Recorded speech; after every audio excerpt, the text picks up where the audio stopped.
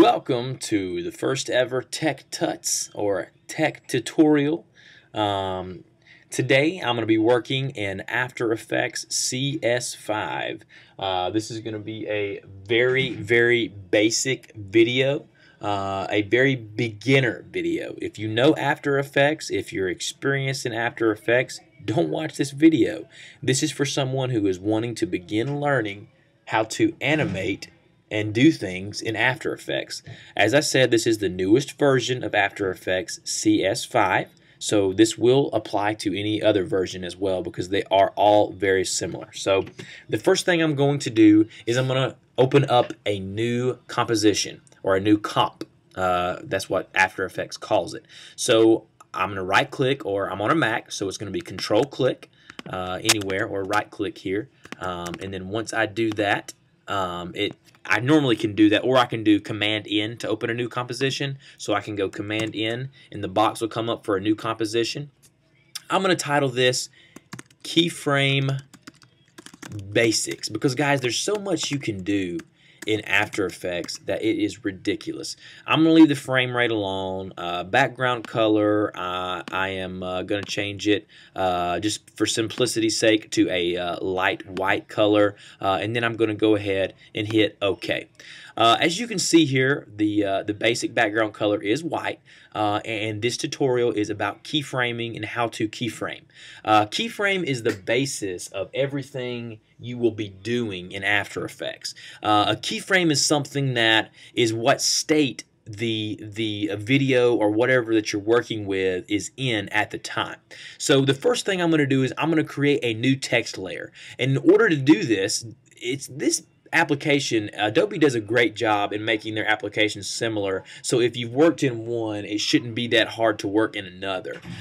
So to open a new text layer, what you will do is you click on the horizontal type tool, or you can do Command T, but I'm going to go ahead and do that now. I'm going to click on the text tool there, and the little text icon appears on your background there. Then I'm going to drag it out to be pretty large because I want it to be easily seen, and then I'm going to type in Tech T-U-T-Z-Z, Command A to select all, and then I'm going to shrink the text so you can see all of it there. Hang on one second. I was adjusting the height of the text. I apologize. 320 there, or 312. I want to go ahead and lower that down. There we go. All right, let me add one more Z in there to get it correct. Actually, two Z's in there. So I'm going to change the color of that text because I do not like that color. So I'm going to change the color of that to a nice dark red. Excuse me there, I had to sneeze. I apologize. Okay, I like that. And let me go ahead and change the text font style to something that I like a little better than what I have there. One that everyone knows, Helvetica. Let's change it to that, and let's just leave it there. Okay, now that I've got my text, the color I want it, as well as the font that I want, the next thing that I'm going to do is I'm going to add an effect. And by adding an effect, I'm going to do one that is very simple and very easy to do because, again, this is a beginner tutorial about keyframes.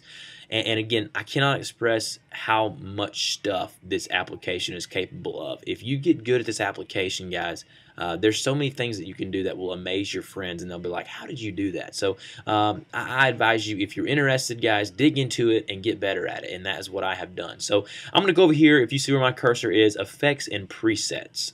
This should be automatic. It should already be there. Click on it. Click on the Effects and Presets.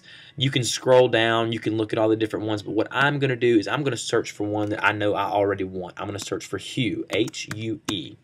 And it is under text there for a rotate hue, but unfortunately the one that we want is not under the text panel there.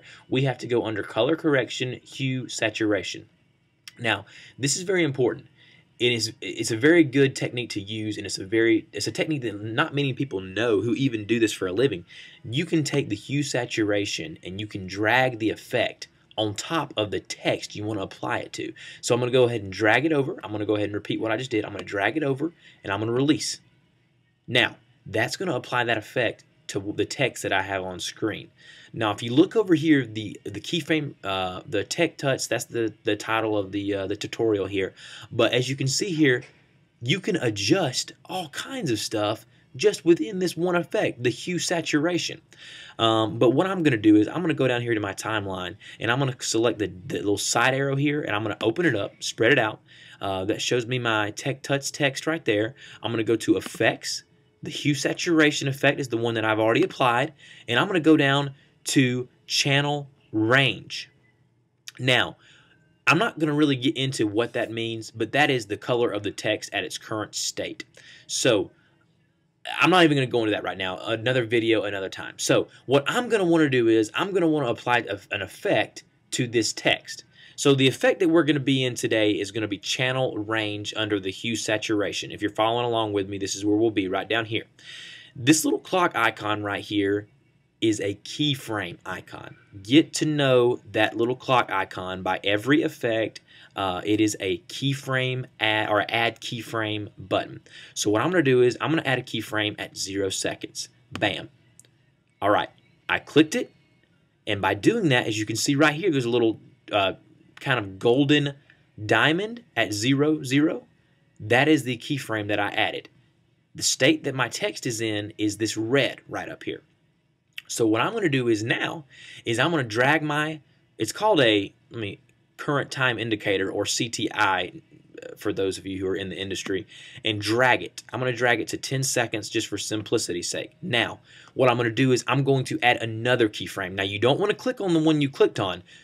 Once you've added one keyframe, the Add Keyframe button or Add or Remove Keyframe button will pop up over to the left of the effect that you're changing.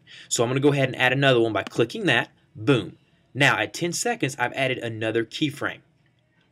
But I want to go ahead and click on that keyframe, and if you want to remove it, click on the keyframe and hit the Add or Remove section there, and it removes it. So what I'm going to do is I'm not going to want to add that keyframe until I go ahead and do my effect. So I'm going to go right up here to the Master Hue, right up here, and I'm going to drag this 2 times, 2.5 times. There's 1, there's 2.5, and I'm going to end right there. It doesn't matter if you're exact, right there at the bottom. Now, if you can see where I've added that keyframe there at 10, everything that I did in between the first keyframe and the one that I added at 10 seconds, it's going to change colors. That is a very, very neat technique. Now, I'm going to go up here to play and show you what we have just now created by adding 2 keyframes and adjusting just one effect under hue and saturation. All right, here we go. So look at that, guys. Just by adjusting a few things under the hue saturation effect under channel range, the text color is changing. I'm going to go ahead and pause that. So guys, again, this is all by using basic keyframe techniques. Now, what you'll want to do is you'll want to render this. You'll want to go ahead and render the composition. You can go in here and you can go under Composition, Pre-Render. So pre-render this, and that'll put it in the render queue. Once you're ready to render, over here on the far right, there's a button that says Render.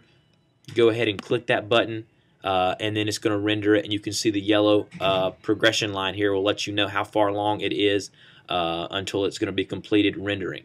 And again, guys, all this that I've done is under the keyframe, just some keyframe basic skills. So again, all I did was add a text layer. I applied 2 keyframes after I added a hue saturation effect to the text.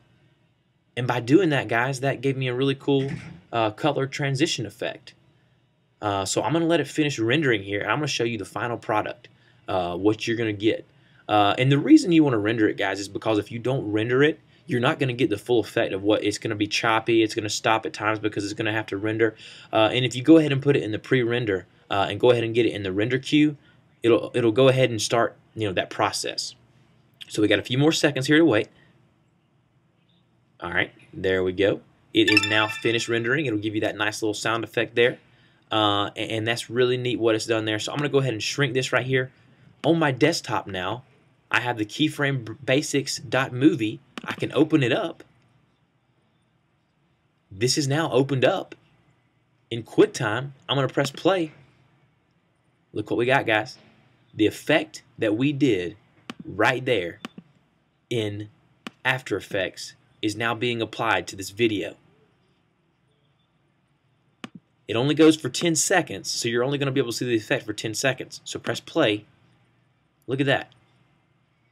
Very, very, very neat, and all using keyframes.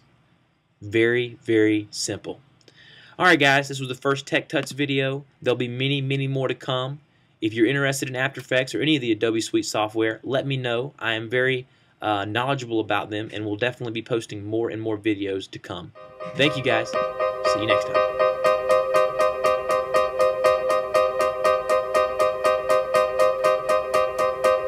I used to write letters, I used to sign my name, I used to sleep at night